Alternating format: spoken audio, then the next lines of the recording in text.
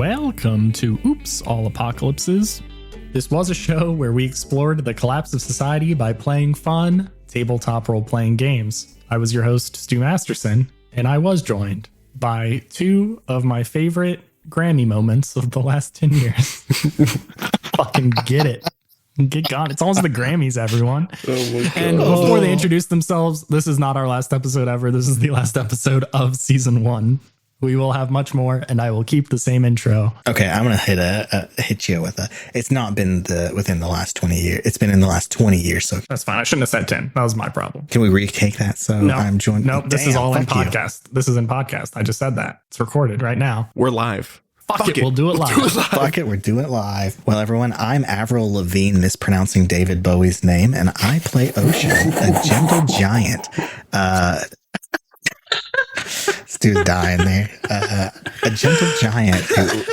I'm trying to think of what episode we're ending at so I know what to say. It's impossible to know. Just so everyone knows, we're recording this after we finish the season. It ends great, which is this episode you're listening to now, so be excited. I'm trying to figure out so we don't spoil it. We're trying not to spoil anything with our intro here.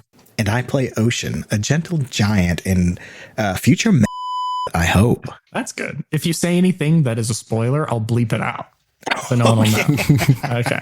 Hello, everyone. My name is Brady, also known as I'ma Let You Finish. And I play Book McCready, who hasn't yet reached the surface and still might not. We don't know. We don't know yet. We do know. My favorite moment was last year when Benson Boone did that front flip. Do you guys see that? Yeah, I did. That was so fucking cool. It was really Jacob, cool. You got to go watch that right now. It was so cool. It was really cool. I fucking came so hard I had to change my socks when I saw it. These beautiful things that I've done. Oh, God. Where were we? During the intro still. That was right after the intro where I just said that was my favorite moment. This week, we have a BuzzFeed Presents Apocalypse for our last ever episode of season 1. So people are so tired of hearing it's the last episode, but this one it actually is because we're done recording. I was wrong. I was off by 1. If you guys recall 3 months ago when I said we had 2 episodes left, I was off by 1. And that's only because we had too much action to pack into our last episode, which surprised me. I thought it was going to be boring and lame, but it fucking slapped. It really did. It was slap. a little bit more hectic than was planned. Yeah, a lot of stuff went wrong. It was very fun, and you're about to hear it happen. So sorry we keep talking about the stuff you're about to listen to, but we just recorded it, so we're all amped up on energy juice, which will lead to a very good BuzzFeed Presents question. At least for the next few weeks, we're not going to be following Ocean and Book. We're going to following some of the other characters in some of our other hit series we've done, and maybe a new one. So this may be the last time we get information on Book and Ocean. So I want to dive in real deep into their psyche. So for this very last question of season 1, I'm going to ask, what is in your heart? What is the one pro tip you want to give people that you feel deep inside you that you want to share? It does not have to be a real pro tip. It can be bad advice. But what does Ocean or Book believe is something they want to share? I was going to say 3, but that sounds like too many. No, you should do 3. You should do 3. You think it should be 3? Okay, give your top 3. Book's first primary piece of advice, the number 1 piece of advice, is the shrimp flavored ramen at the Soggy Worm has less styrofoam in it, which is good, which is better. The only drink at the Broken Leg that is not mostly gasoline is the whiskey sour, but it tastes worse than every other drink on the menu. Of course. The gasoline adds a lot of flavor here. Yeah. And the final pro tip from Book is always keep an extra battery tucked behind your ear. Not like a D or a C. That has to be a double or triple A, best case. But button batteries actually work best because you can tape them. Those are pretty good. So your dream date then is what I'm hearing, is that you have a couple, maybe even 2 batteries behind your ears, and you're getting shrimp flavored ramen and a whiskey sour. Yep. 100%. Beautiful day. 100%. So Ocean's word of advice. The first is that the shrimp ramen at the Soggy Worm is terrible, and don't drink it. Don't eat it. It's awful. Just pure garbage. His second piece of advice is, God. The gasoline is pretty good for you in those drinks. So really you should get one of the gasoline ones, because if you're ordering from the Broken Leg, you want to get their staples. So Besides, the whiskey sour is not even that good. That's his least favorite drink on the item. So get one of the gasoline ones. High calorie, low carb. Exactly. People don't realize that. You got to give it a try. It's one of their staples. And it's their piece of advice, and I think it's a little bit more serious. And I think it's probably Ocean's character in a nutshell is you can't let your past define you. You know, you gotta embrace your current self. You gotta, whatever you're good at, whatever your heart desires, you gotta go for that. You can't look at the terrible, shitty things you've done in the past and let that be how you move on for the rest of your life. So that would be what Ocean, I think, would want to tell anybody that's seeking advice from him. Everyone use all 6 pieces of those advice over the next few weeks while we don't get to hear from Book and Ocean quite as much. I like how 4 of those pieces of advices were just fucking contradictory. Okay, this was, since you made me do 3, Brady, you have to give me a couple topics that you want me to give my advice on, because it's really harder when you're a real person. I can't just do funny ones. I could do 1 funny one, but 3 is impossible. Oh, we can each take turns. Brady gives you 1, I give you 1, and then you got to come up with 1 yourself. Okay. You come up Just with the 1 topic. funny one. Okay. The topic that I want advice on is systems engineering. Systems engineering? That's a great one, everyone. Thank you. I'm sure there's a lot of people listening to this interested in systems engineering, which is one of my many jobs that I do just for fun. Oh my God. My advice for system engineering is you can't get too academic with it. A lot of it is more art than science.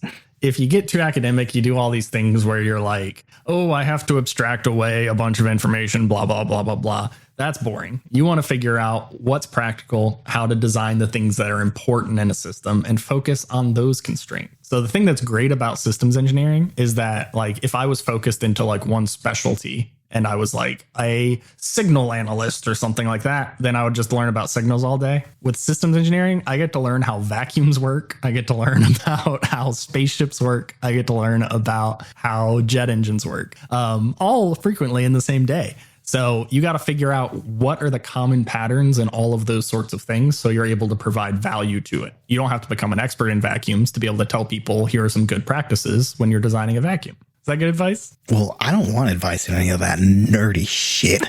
Get that nerd shit out of here. I want advice on how to learn how to play instruments better. How to learn how to play instruments. That's a good one. So what I've learned is that I'm a huge fan of music theory. Like, I love it. Research it a lot. Really? Like learning new things. I am. But that's not the best way of learning that instruments. does kind of surprise me. I figured you're more of like a feel person. Hearing that kind of thing. An ear guy. I think it's the worst way. So what made me really slow at learning music? So I've been playing guitar since I was like 7, like super long time. And the reason I sucked, I'm still very bad, but the reason I sucked for like 15 years is I tried really hard to learn specific songs exactly correctly, is what I did a lot. I was like, I need to play this song exactly like someone else does. So if you're trying to learn to play an instrument, that's a huge waste of time, because the people playing that instrument are so much better than you that you're going to just get frustrated and give up and switch to another song and do the same exact thing over and over again. So even if it's your favorite song, you don't want to sit there and go, how do I make this and play this myself? You just want to get fucking kind of close. Get the chords right, get the key correct, and just play the song as close as you possibly can. And then you're even starting to make it your own. It may be more boring, it may not be as technically impressive, but at least anyone can pick up an instrument and get to this is at least somewhat recognizable as a song pretty quick. So don't try to learn all those fancy techniques. Don't try to learn it. Just try to start playing songs. Now, that doesn't work with an instrument like a flute. So my advice is a little weaker there, where you're only playing one note at a time. But my advice would probably still be find a song you like and try to start playing it just as good as you can, because then you're actually going to want to play guitar. You're going to want to play the flute. You're going to want to play whatever it is. You're not going to get hung up on, am I playing this exactly correct? Then when you're good, you can focus and hyperfixate on why is this not perfect, and keep doing that. And that's how you get great. It's pretty solid advice. Brady hit on not podcast stuff. So I want to keep this relevant to everyone listening. If you want to start a podcast, what helps a lot is being okay at improv.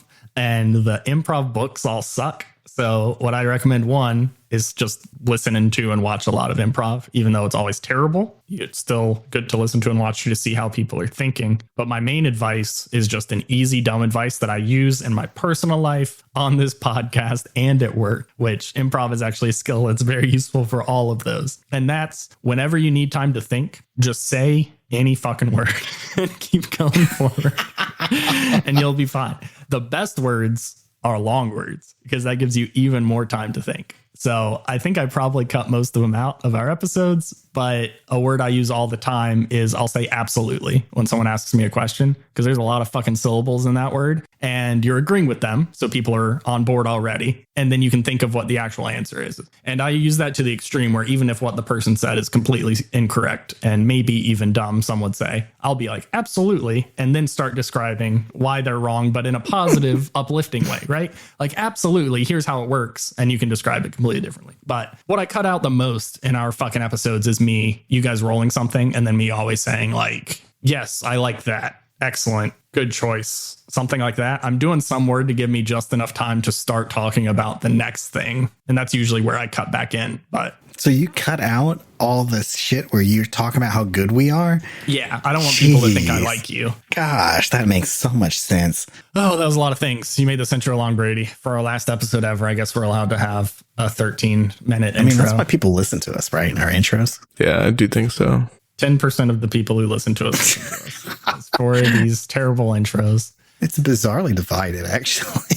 Yeah, a lot of people hate them. So if you hate these, I'm sorry. A lot of people just hate me in general, which is great. Everyone be nicer to Brady. No one be nice to me. I like it. Everybody's so mean to Brady. No, I like it. So many mean emails. I like it. No, I like Brady. it. Keep being mean to Brady. He's got a kink for it, apparently. Send me, bully me on the internet. Cyber bully me at stu.cool. If you want to join people cyberbullying Brady, send us an email at oops@stu.cool. That's oops@stu.cool. About 10% of our emails are people insulting Brady in some way. Even when they're saying nice things, they usually sneak in something else in there. It's really nice. It's oddly consistent. It's upsettingly consistent. Like, Brady, you were really funny when you were dumb as shit. Yeah. Yep. That's a lot of underhanded compliments. That was really brave of you to say something so fucking stupid. Oh my god. I guys think we're joking too. This is not a joke, it's dead serious. No, that's fully serious. Y'all can also cyberbully me because I'm very overconfident, so it won't affect me. It will not be affected by your So you can cyberbullying. say mean things to me anytime you see me. But And it will crush my self-esteem, but I am into it. So do with that information what you will. But this is also probably a pretty meaty last episode, so we should hurry up and get back to the action. Nice.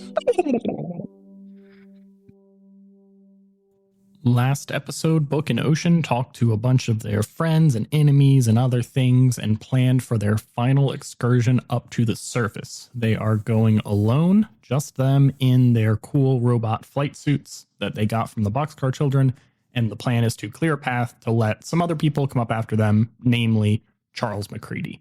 So you made it into the baffles, into the room that had the maintenance tunnel access, and you guys are looking up at the blown away opening that Papa Woody left for you. So when we open it up, as Ocean looks up there, he turns to Book and raises the robot's hand. So it goes, I assume it's kind of like, you know, it's kind of like, I assume they're controlled by, like, they kind of mash your movements, like whatever you do, they kind of start Jaeger, doing. Yeah. Pilot. Except significantly compact. Yeah. For sure.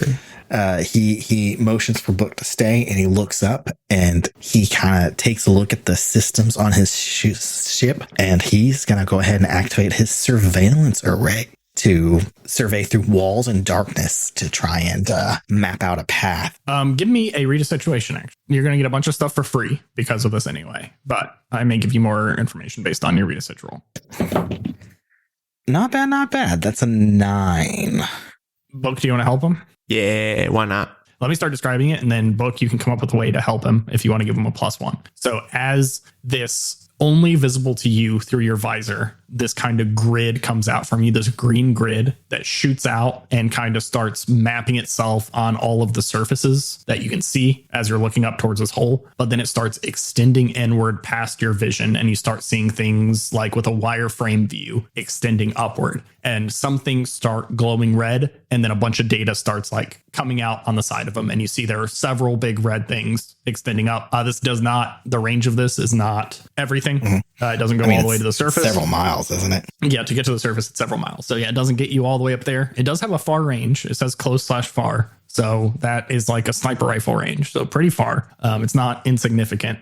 So you get an idea of the first kind of twists and turns. Definitely just already you understand that. But there are some very confusing suites of information being dumped out for these red things that's identified. Book, if you can help at all with that, you may be able to push his success higher. But either way, you can ask me at least one question for your Edicid roll. Can Book help by uploading an overlay of our path to see if any of the red stuff intersects? Yeah, sure. You can do something like that. Cool, because we have the instructions that like we had the computer instructions. Computer. So I'm like, we could roll me create a 8 someone. Herstory with Ocean, which is a 1 or a 2, because it rolled over during our last fight. I rolled a 7. So it helps them up front, but you notice the path you take or you have mapped out does not match what looks to be visible after a very short amount of time up here. So your path is fucked, is what happens because you rolled a mixed success there. Good job.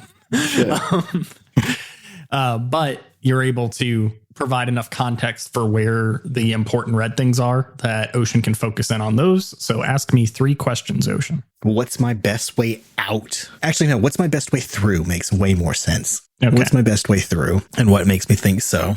Who or what poses the biggest threat to me and what should I be on the lookout for? Going to answer all of this with a very small amount of information, but I swear it covers everything. Let's see. As you look up, you see a lot of the red things that are identified are basically clearance warnings. They're like, you will not fit through this gap. So those are pretty quick. You can pretty quickly either eliminate that as an option or view spots where you may be able to be like, it's a pretty short distance after this one clearance gap. Maybe we could just like blow it up or something. But in the early stages, it looks like there's very few options for you to take that your sword can just fly through without there being any issue. You see by far the clearest path that you have that only has a single red little identified threat that pops up. There's a portion of the maintenance shaft that looks like it was intended to be able to move supplies up and down. So it's wider. It's bigger than a human. A lot of this is like a human barely crawling through. Mm-hmm. This one is a big vertical section that extends just beyond the reach of your communication system. That looks like if you can get to that, which is not too difficult,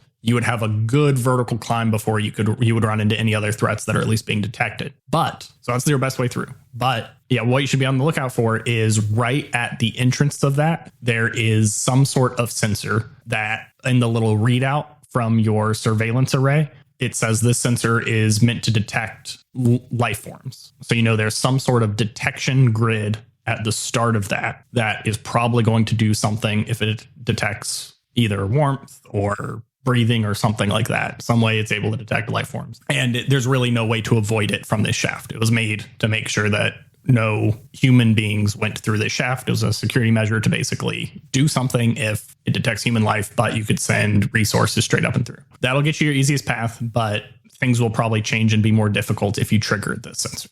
Okay. So I am super agile. So I think I can make it through whatever this path is and not trigger whatever is going to cause problems. But I don't know about old Bookie Boy's sword because Ocean looks at it and it looks way more bulky and it's got loaded with weapons, which is the antithesis of what Book typically is. Yeah, I turn to Book and relay that information to him and says, do you want me to scout ahead and see if I can make the path a little easier to get through, or should we look for another way up? Stu, can we boost up to that entrance where the sensor is? Yeah. Yes. There's no reason you wouldn't be able to. I said there were no threats on the way there. So yeah, you're able to just turn on your little jump jets and boost up. You get into this maintenance shaft. Your guys are side by side. It gets to the point where one of you has to decide to go first, though. Now that we're in the maintenance shaft, I would like to read this landscape.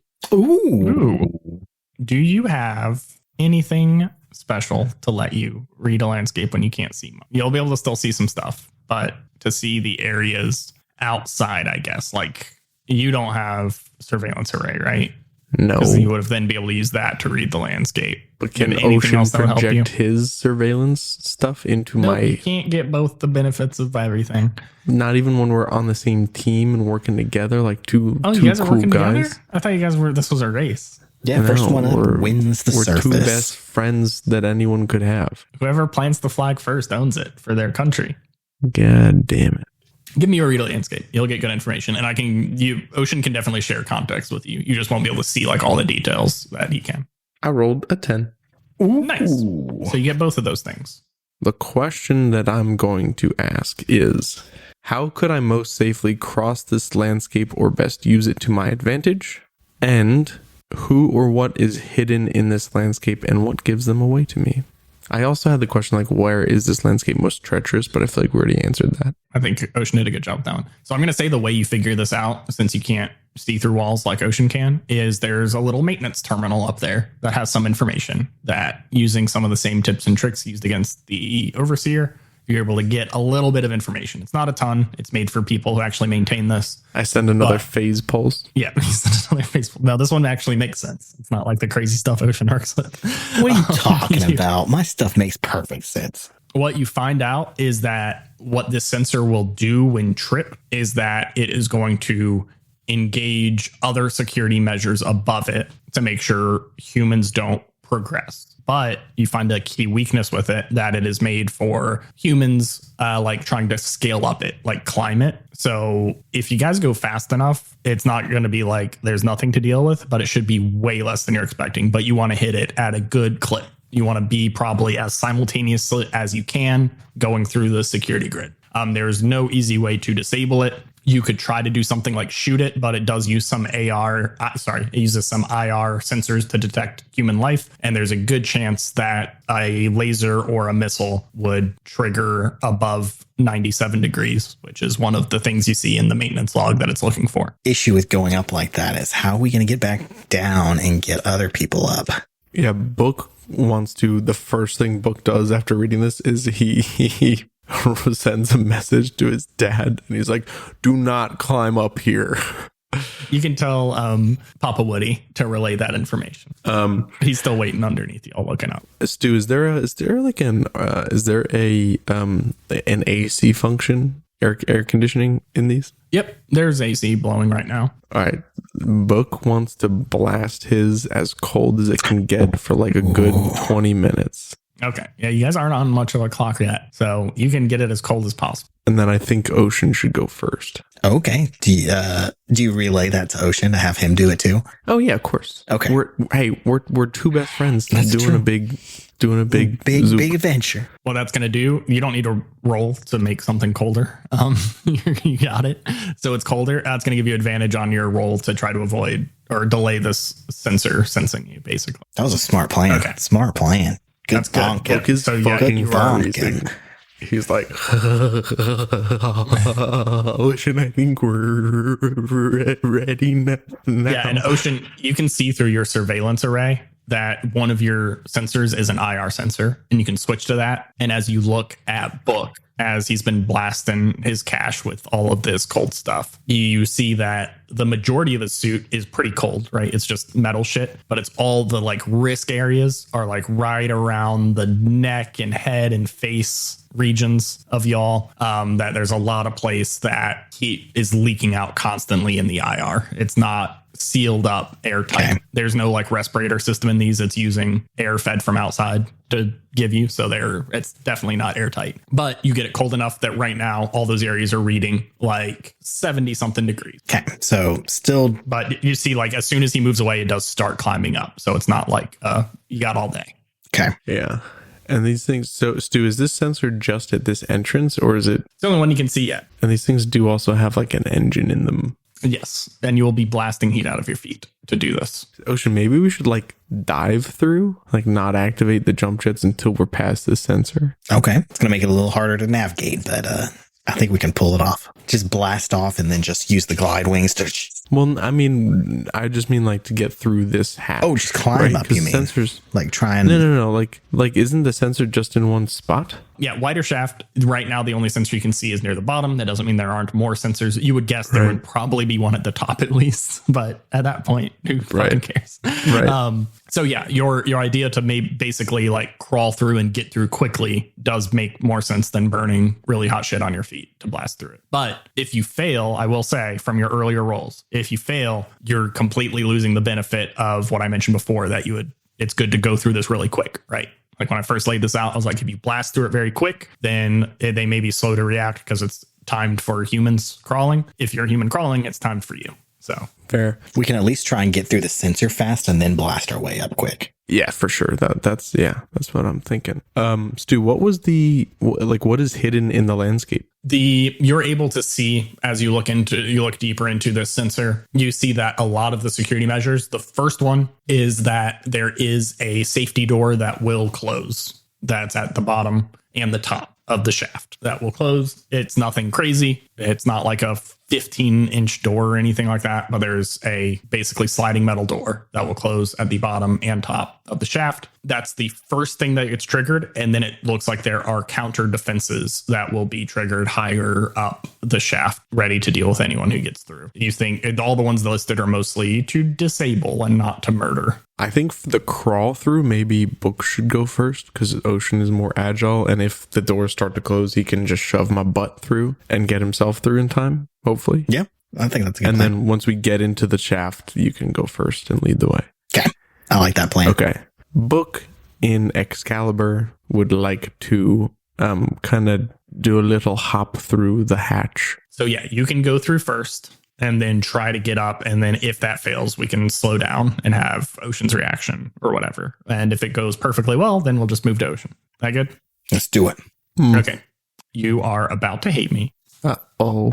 Since you're not using the sword systems, I think this is actually going to be a try something challenging roll.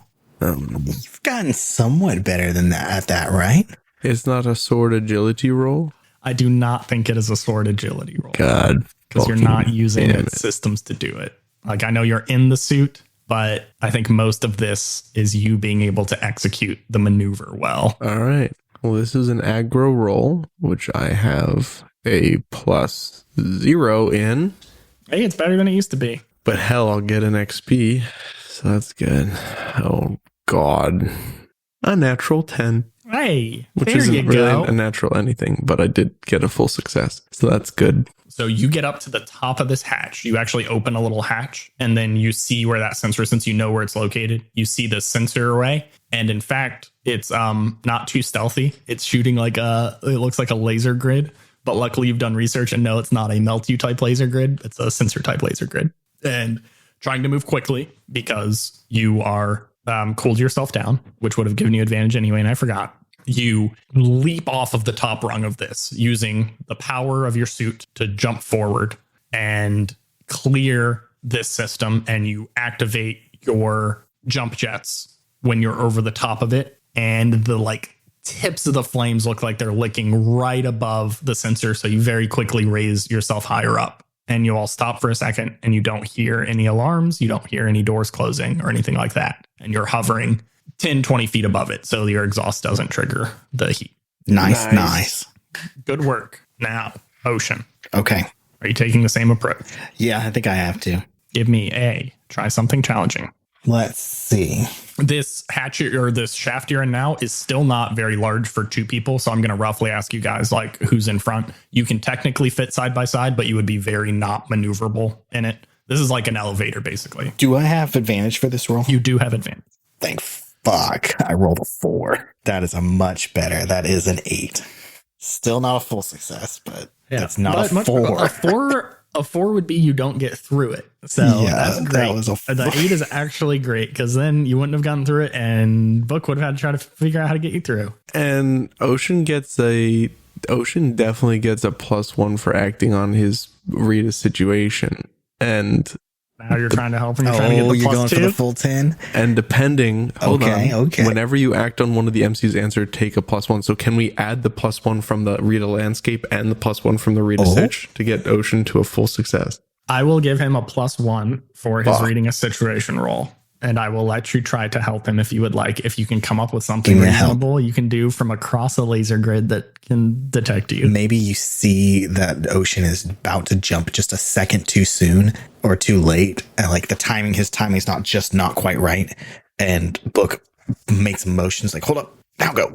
And then tells me where to put my foot or something like that. I was thinking like maybe You just shoot me with your gun. no, I was gonna say maybe Book sees your thing coming up and like he tells that you're like one just not quite high enough to activate your jump jets yet. Okay. And so before you turn them on, he just like grabs the hand of your thing and just yanks you up another foot. And then because I have my jump jets on.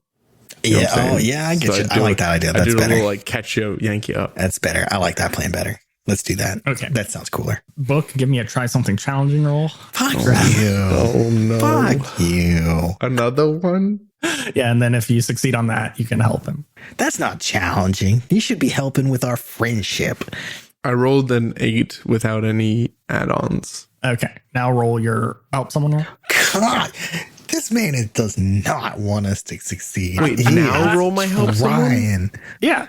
I rolled a natural 12 plus 2, 14 each shit. That's what you get, Stu. Hell yeah. That's what you get. And then we get a +1, right? To our histories. Yes. Both of you had +1 to your Perfect, histories. because my history with you is pretty lousy because I used that to save the day at the last second last time, right?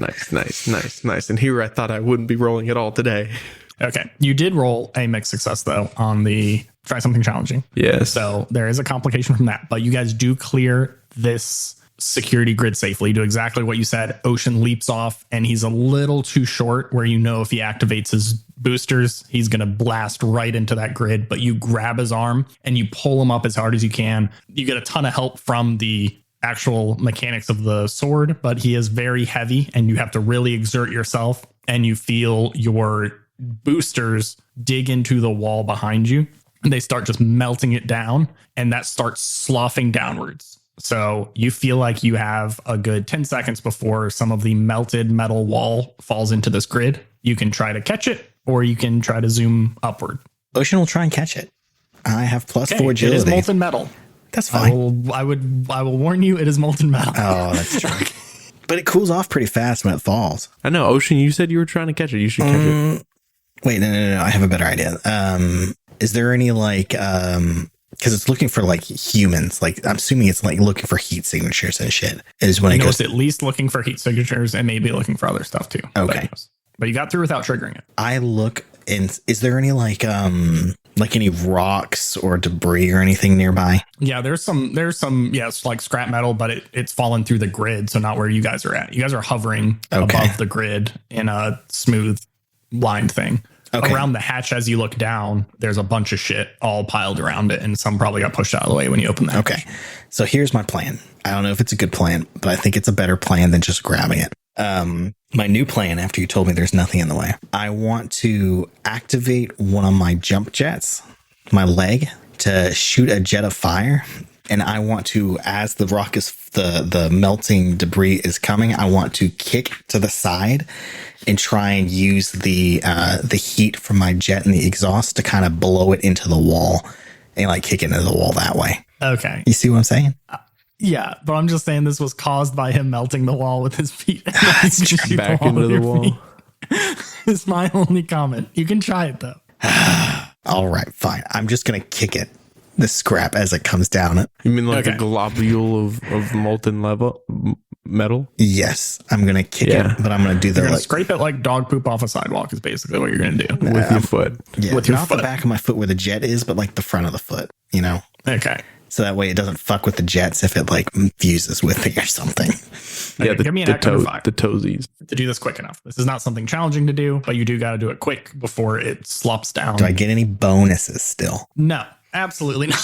Not any bonuses at all. You get nothing. Not even because we're acting on. This is the end of Charlie and the Chocolate Factory. You get nothing. Unless you show me you have a heart of gold, then you get fucking everything. Ocean has a heart of gold, though. You know, he's got it with What did you roll?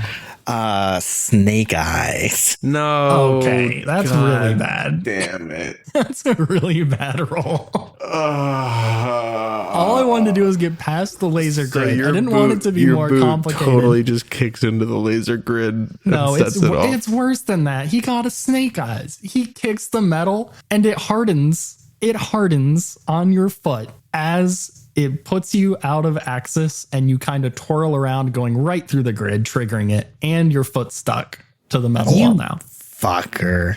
Good news is the door is beneath where you're at. So the hatch underneath you is quickly blocked by a metal door that slides over. And you hear some not actually very intense alarms, but there's some like kind of little chirpy, infrequent, just like beep, beep, beep alarms that are going off now. And above you, you see in the walls, some like other doors start opening up, like it's going to be letting some things out. But you are currently basically welded to the wall. Book grabs Ocean's ankle and rips his leg off the wall and then activates his jump jets and shoots off as quickly as he can. Okay, give me a straight up power roll with your lost sword. Two natural sixes plus 3. 15. Gotta hell yeah. compensate. Gotta compensate. You rip him off. You're so Book powerful. has been waiting for a power suit this entire game. Okay, you're not only are you so powerful that you rip him off without it like smashing his ankle into a million pieces or anything, you rip off just a chunk of the wall behind him that as he had been welded on, and you zoom upward past these first like 3 doors that are opening up. So those threats are just behind you and you get a good head start on everything as you're able to finally let go of Ocean and he's able to hover kind of beside I was you just for a pulling second. him behind me. Yeah. Who wants to go first? I think Book was planning on sending Ocean first, but he's definitely ahead of Ocean now. Yeah, but So you would have to basically pause for a second I'm to let him pass you. substantially more agile than you, though. But it's too late. That is true. Going. We're just zip zooping. Book is staying in front. He's going. Okay, you're zooming up, and you do see more of these little hatches are opening in front of you. So you got a big vertical distance right now where you are pretty safe. You don't have the sensors. There's very low lighting in here, but it's enough to be able to see where these little threats are. And very conveniently, like in a video game, as each of them pops out, they have like a little red light on them, so you can see it. Yeah, and Book has a shoulder mounted lamp as always. Oh my god. It provides nice little lighting in the wrong axis. As you zoom upward, you see the first thing that looks like it's going to be ready in front of you is a little robot that has what looks to be some electrified net ready to launch out at whatever it can detect first. But you're able to spot it before you're in range of it. Can I use my long range energy lance to blast off the robot and the net? Absolutely. Just to fry it before it even has a chance of activating. Yep. Give me a attack someone roll. Okay. Do I have any bonuses for using it in my sword? Or is it just based on my stats and then the sword gives me... I just use the sword's weapon stats. Yeah, that's a 12. Plus 3, baby. Is there any crazy option you want to pick? Because it's not going to... You're going to dissolve it before it gets in range of you. Since you have a longer range, you're just attacking. It's not a do battle. Is there anything? We'll just make it super over the top. I'm going to go inflict terrible harm and get it out of my way. What does your energy lance look like when you shoot it?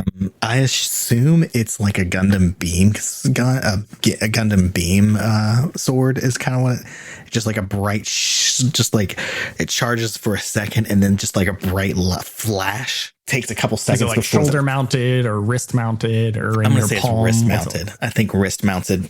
Well, no, I think it is a because the way I'm imagining this creature, this sword is that it's like a sniper setup with like all the stuff I chose. It's like essentially like it goes up from high and just like shoots these energy lance beams like down. That cool ass Gundam scene where it shoots the sniper bullet into the same spot 3 times before it pierces it. Exactly. So I imagine it's actually probably a pretty ginormous fucking gun that's mounted on his shoulders that kind of like rolls down and then kind of connects to his arm.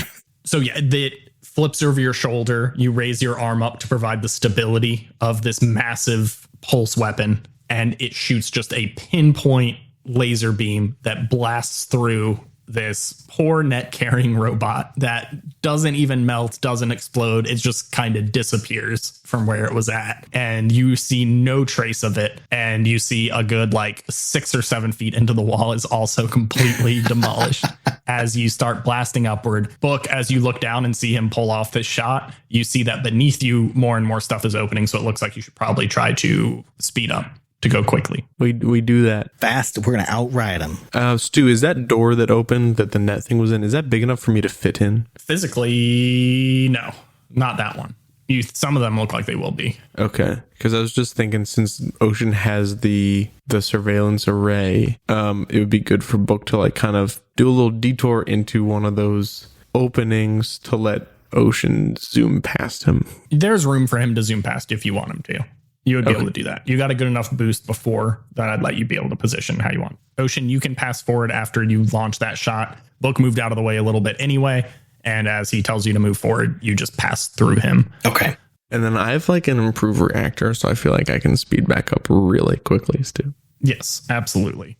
If you're right now, you guys are basically trying to outdrive. So normally that roll is plus aggro plus speed or handling. When you're in these things, agility is your speed or handling. So you get to roll plus aggro plus agility to see how fast you guys can zoom upward. Is it you add an agility? So is it handling and speed? So this would be agility and agility, like you add agility twice? No, you have to choose one. I just checked that. I thought that may be the case, but it is not. You choose one.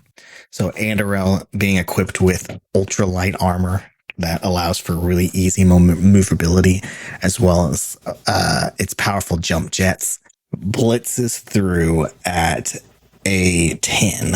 10. Beautiful. 10 plus 4, baby. Plus 4. Book gets a 7. Ocean, you jump ahead. You pass pretty far above Book as you're zooming. And that lets your surveillance array pick up that there is a 90-degree turn coming up. Oh, pretty shit. shortly. Oh. But you can warn Book of that change. So it shouldn't be any significant issue to be able to get around this. Yeah, he calms in. 90-degree turn, 500 feet. Ready for it. Both of you give me another handling roll, basically agility plus aggro to make this turn, but you will both have advantage because of the surveillance array being able to detect it quick enough. That is a 12 this time. With the advantage roll, Book gets a 13.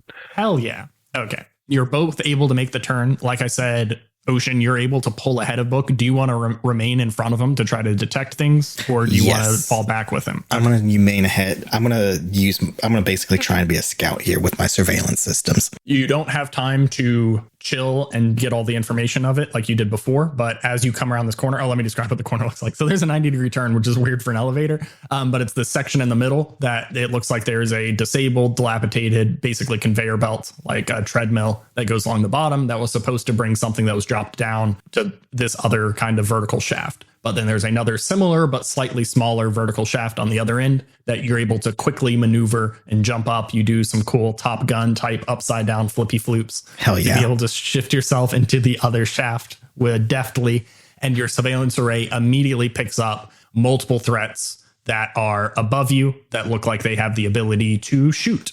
Oh shit. Do I sense what they are? Are they like robot kind of things? Are they like drones essentially? These ones are all robots that seem to, they're like turrets stuck on the wall, basically. Okay. Ocean comes back in and says, we got some hostiles inbound. I am going to jump and land on a portion of the wall, and I am going to try and take another shot. My weapon is a single target thing, but I'm going to try, with how powerful the beam was, I'm going to try and aim it so that way it shoots through one and shoots through a whole bunch of them at once. So position the shot just in a way to like shoot through a few to take out like a handful of them. Okay, awesome. You hug against the wall to try to get two in line as you shoot. Roll your battle. As you finish that shot, Book, you'll be coming around the corner behind him. So you basically will catch up to him as you do a similar maneuver around the curve. That is just a... Wait, no, three. That is just a 7. Damn. Not as good as I wanted it to be. Which is funny because +3 hard means that if I roll I roll a 3 and a 1 and I still succeeded, but still, I love being strong. With your 7, choose one of those.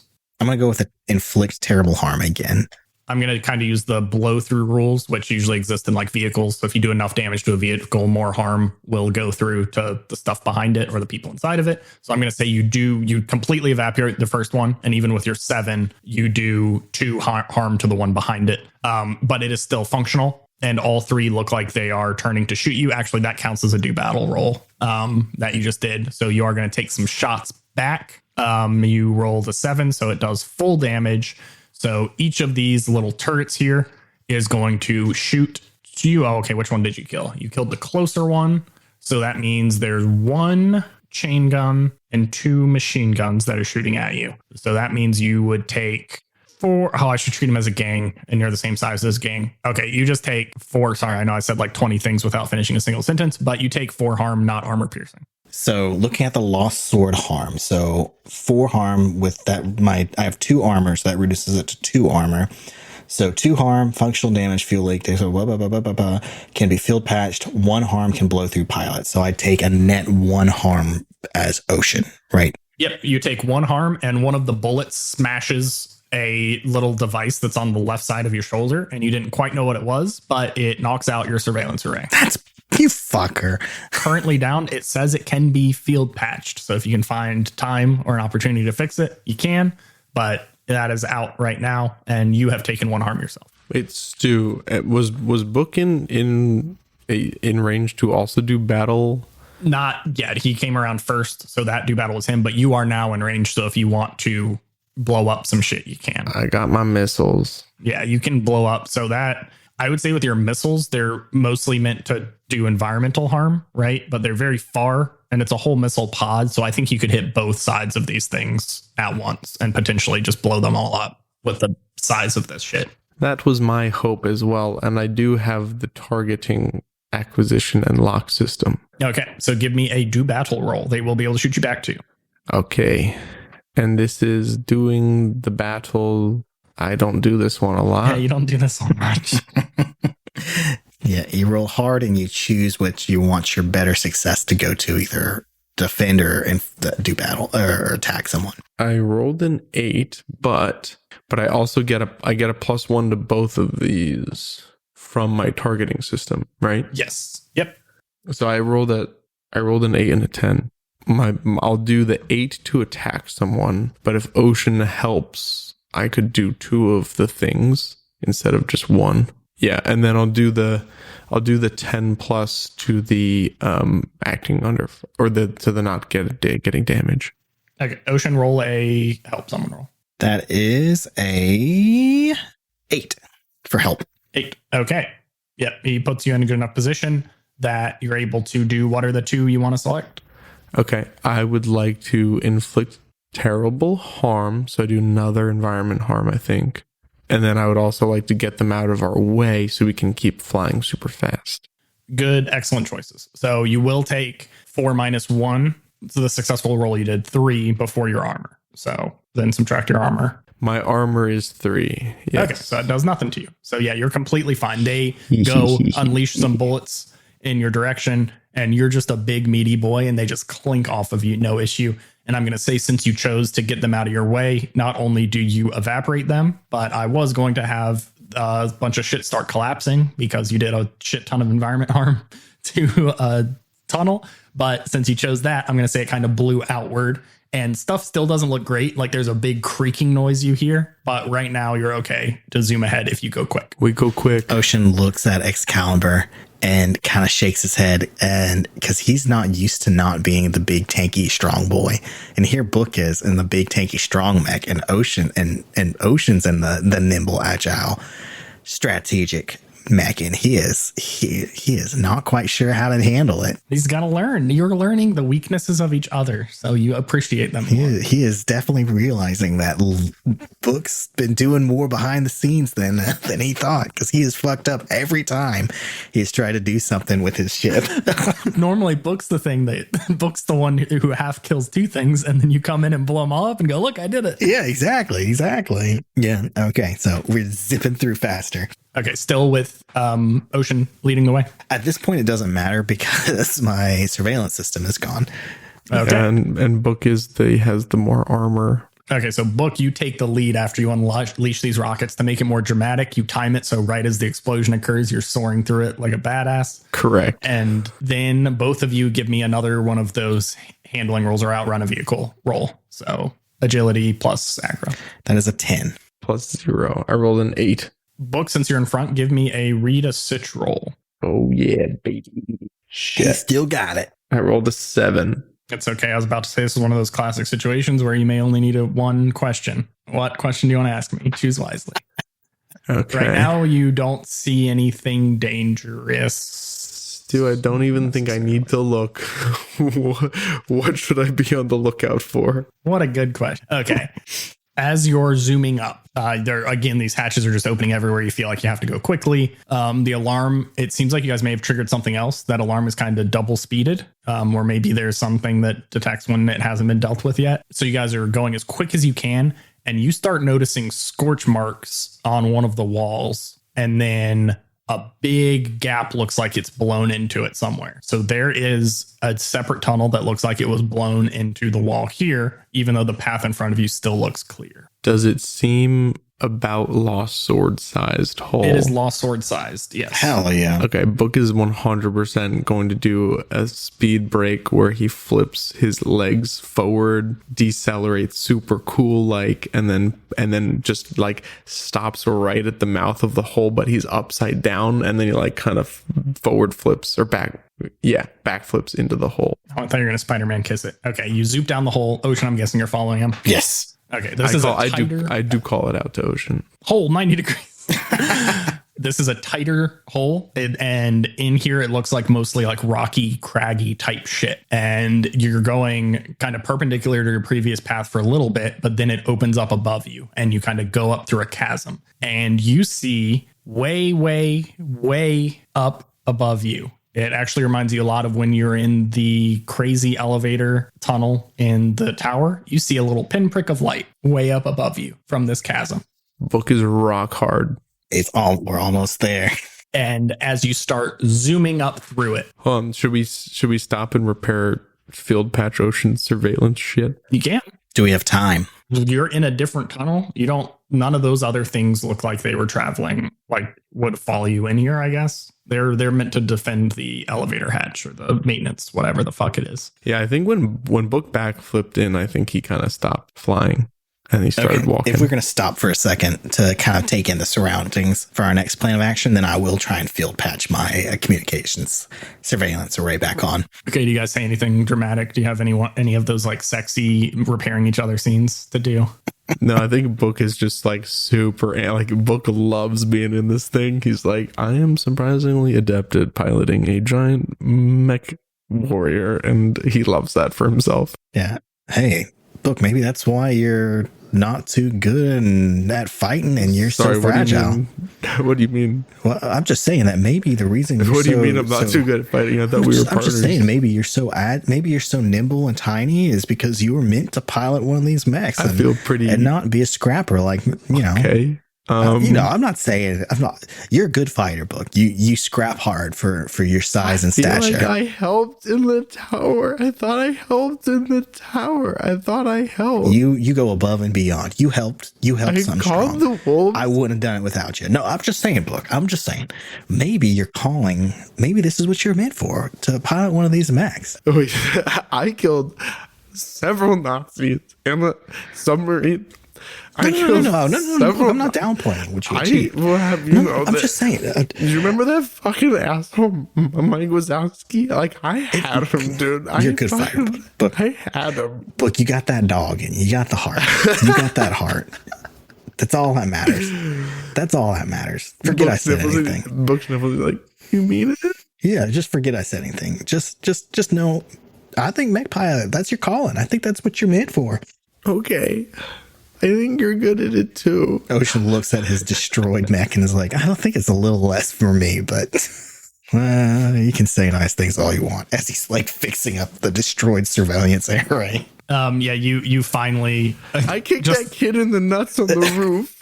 You kicked that kid good in the nuts. That small child you kicked in the nuts very well. You kicked that hologram in the nuts too. You kicked a lot of people in the nuts, Book. It's actually kind of concerning how that's your go-to attack. I No was Nard meaning is to safe. talk to you about it. I think you should put a little bit more honor in your fighting style, you know? Scrappy. You can be a scrapper, but like go for the eyes, go for other parts, but that's the low blow. You got to take some kind of pride in the way you win, you know? Right as you say that, there's a little ching as your surveillance array clicks into place and looks like stuff starts kind of skittering over your screen. You kind of look around to see if it starts working yet, and it finally comes into focus. And as you're looking above you in this massive cavern, you see probably 36 red beady eyes staring back at you from the darkness on the sides of this cavern. Well, I think we're about to put your theory to the test once again, Book. Let's see how good of a pilot you are. Well, hold on. Ocean, do you mind like poking your shoulder back into the tunnel? But like basically what I'm thinking is we should assess which path is less dangerous. Are these red beady eyes, are they organic or are they? Yes. Organic? What? Yeah, you're seeing heat signatures from it. You flip through your different sensors. So that was just detecting a very small amount of light glinting off. So it kind of looked like when you know, the bad idea everyone tries at least once where they use their phone camera like at night in the grass and you see like 50,000 spider eyes. Yeah. It was kind of like that. But then you switch it to IR and you see these outlines of these creatures that are in some sense bat-like. They have large bat wings, but what I'm about to say is going to sound funny, but it's horrifying. The rest of them kind of looks like kangaroos, but they have massive There's like bat a wings on super them. beefy tail. Yeah, super beefy tail, haunches, no front arms, no pouch that you can see from here, but there could be one if you get closer. And instead of like a cute kangaroo face, it's more of like a jackal face with large razor sharp teeth around it. And really powerful legs. Yeah, really strong legs. These are caked up. They're caked up. These bats are fucked up, And bro. then you poke your head back down the tunnel and you see there's like 50,000 robots now skittering back and forth looking for you. And you're like, I heard one was, they were just here. Could they be in the hole? We don't go in the hole. And they're just going back and forth. The hole is scary. Well, fuck, Book. We're kind of in between on a rock and a hard place here. How big are these kangaroo bats? Kangaroo sized. Good God. Which does mean they're probably not the fastest. So you maybe could just try to outrun them, but they look pretty ravenous. Like they will be a difficult fight.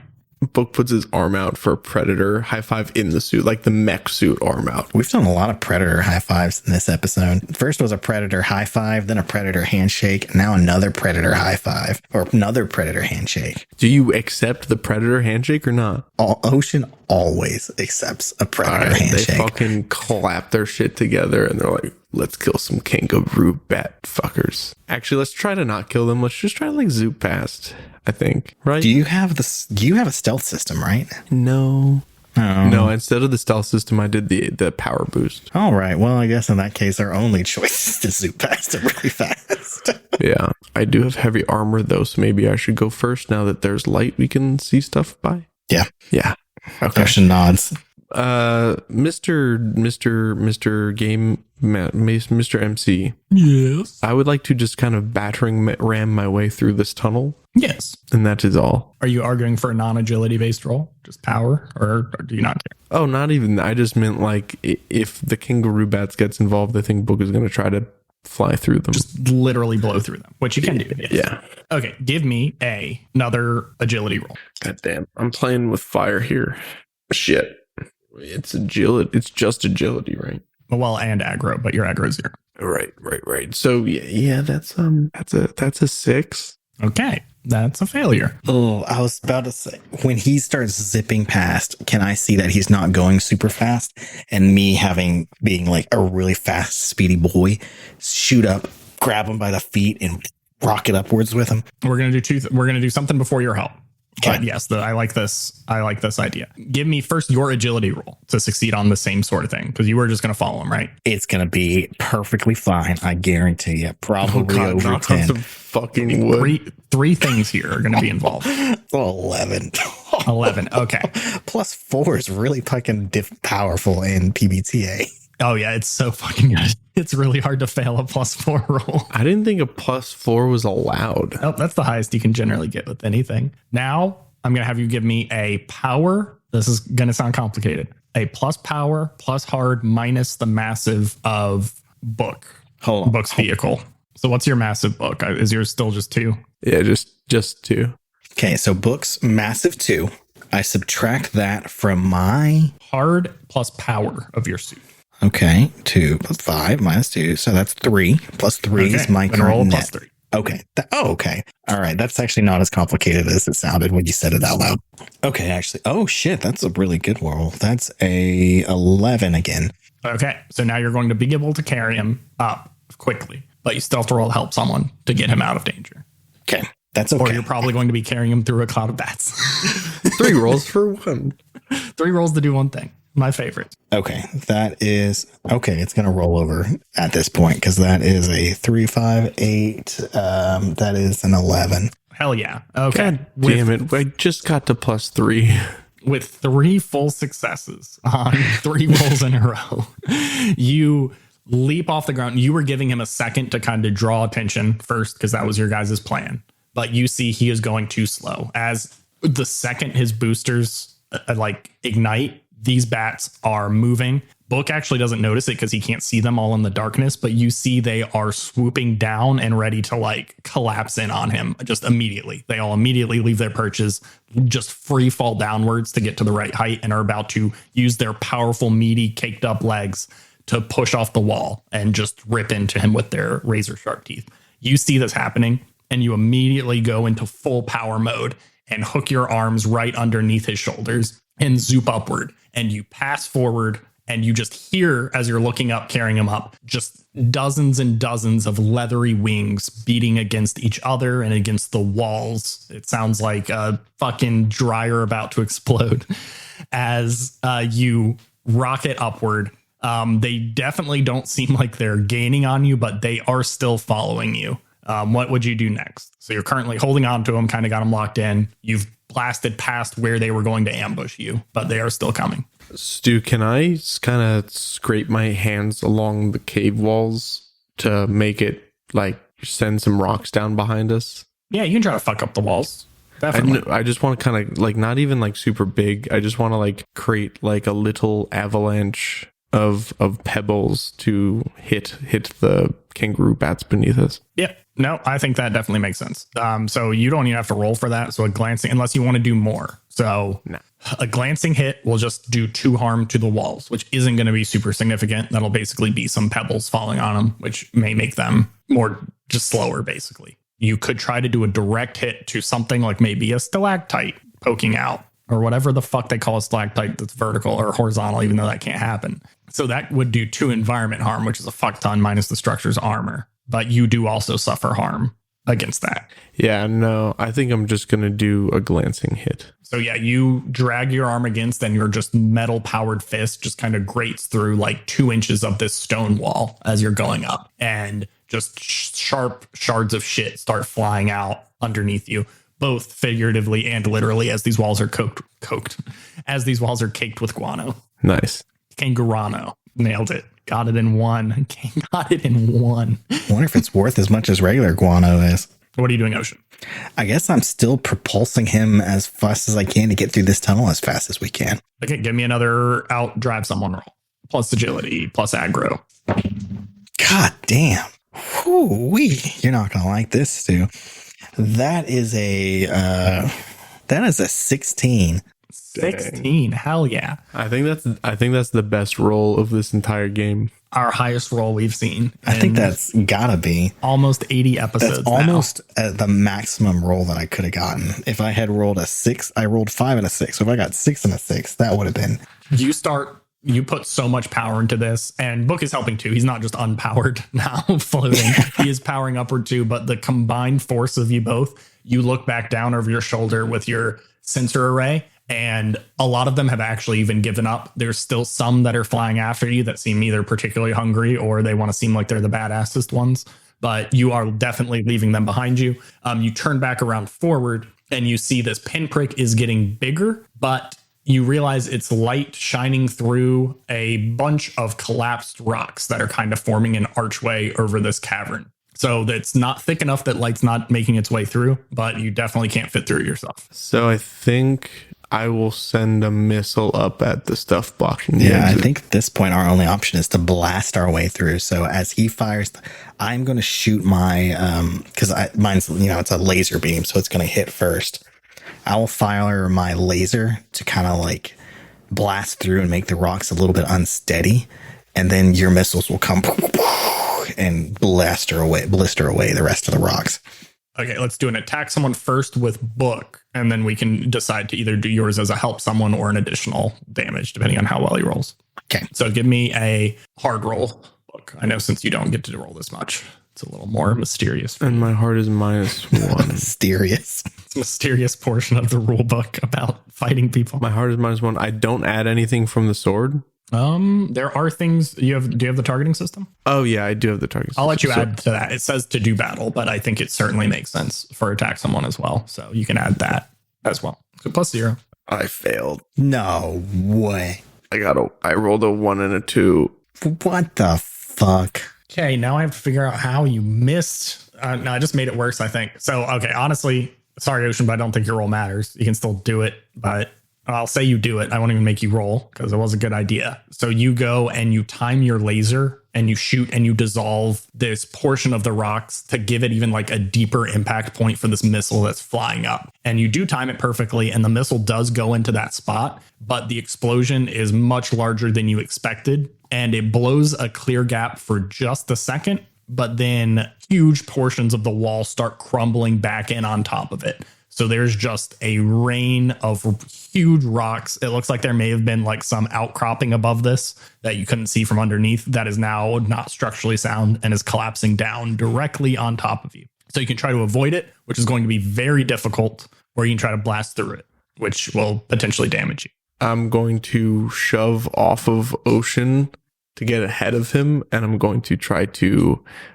blast through the stuff caving down against us. I love it. And then that can give Ocean maybe a little breathing room underneath where stuff isn't hitting him if he's like following you tightly. If you're just direct hit running into it, I don't think I'm going to make you roll. It's going to do 2 environment minus the structure's armor, and you suffer 3 harm plus your own massive minus your own armor. So that would be 5 harm minus 3. So 2, right? Yeah.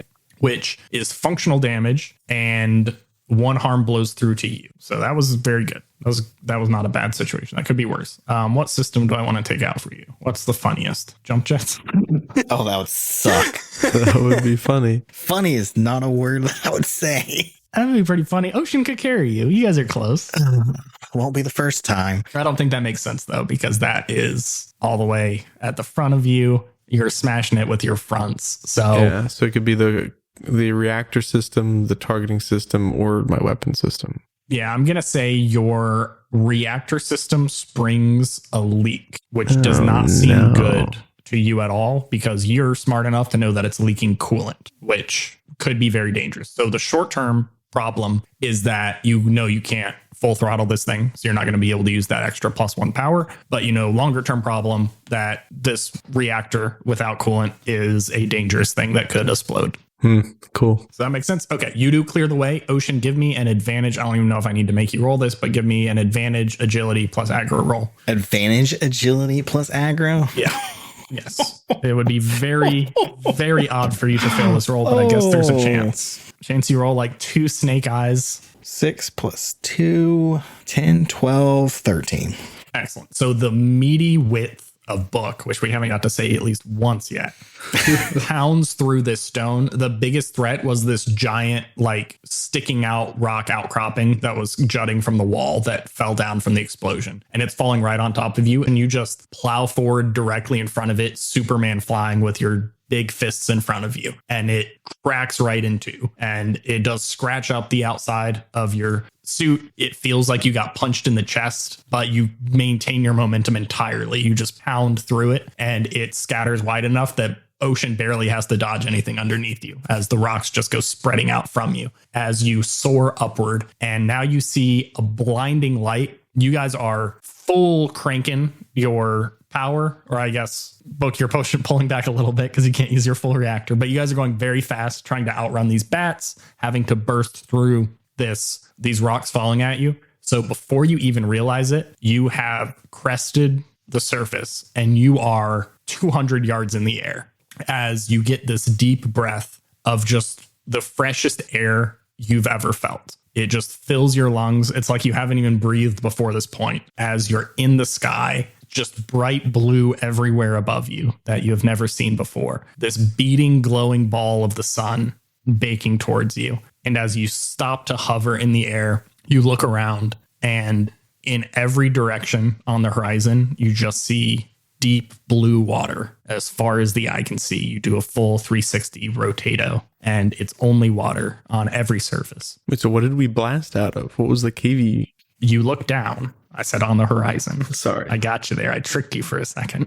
You look down, and you see there's like a rocky outcropping looking island that's jutting above these ocean waves. And you see the ocean waves battering against the side of it. As you look down there, you see the bats have not chased you. If you were quicker to look and weren't distracted by the glowing sun in the sky or the horizon, you have noticed the bats kind of got to the surface and then sizzled in the sun and snuck back down in there. You look down and you see this rocky island. You see a big stone building on it that, using context clues in your previous information, you assume is probably the control tower for the elevator, the big water elevator, which you see some kind of stone outline of that whole structure that's most likely nearby. You see a additional lost sword that's right on the edge of this hole you've just blasted through, that is standing there in its kind of open state where the back opens up to let you crawl into it. And you see a pattern on the ground spelling out SOS in rocks.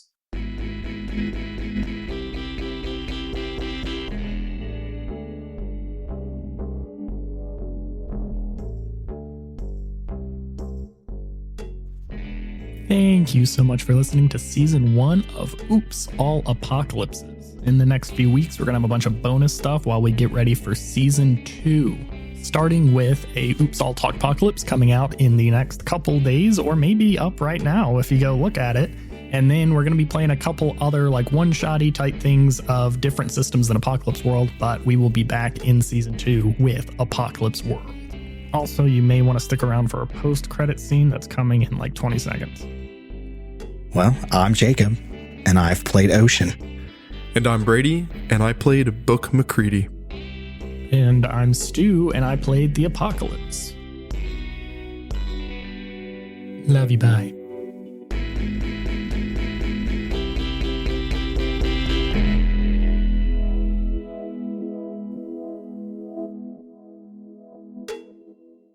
As you guys are taken in by all of this new, fresh air, feeling like you're breathing for the first time, feeling the sun on you for the first time ever, we zoom back in, down underground, past the bats. We take a hard left turn. We go back down into the robot tunnel where all the robots are crashing into each other, confused.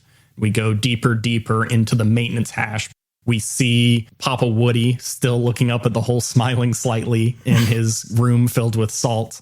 We zoop back through the baffles. We go back through the long dark. We rocket through Hamlet opening, and we go into the darkness of Subtropolis. And we go deep and deeper and deeper, barely seeing little glints of light flashing as any of the power you've improved disappears slowly one at a time, until we see a large procession of people walking through the streets.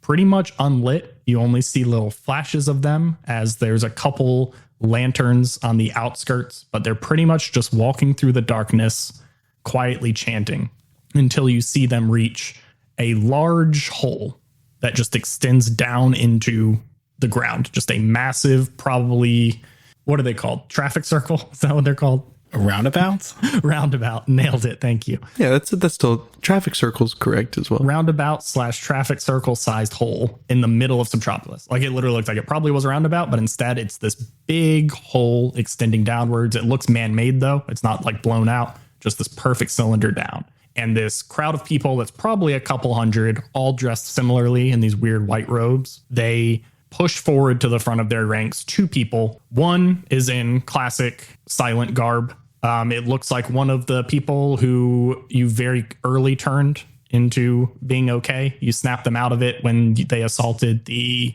courthouse. and was probably doing some scouting in here. They're pushed to the front. And then there's another person that looks like probably one of the random scrappers from Scroungers from Hamlet Opening. And they look confused. They're kind of looking at all these people chanting around them. And then suddenly the Silent is pushed into this hole and he yells and falls down while the other person screams in terror. And everyone cheers aloud, 99. And then the last person is pushed down. They scream in terror as you hear them bouncing along the outskirts of the wall. And then you hear a loud chanting, 100. And then you hear a deep, deep roar of some draconic type individual. Oh, no. And the beating of huge wings as a wreath of fire explodes from the hole.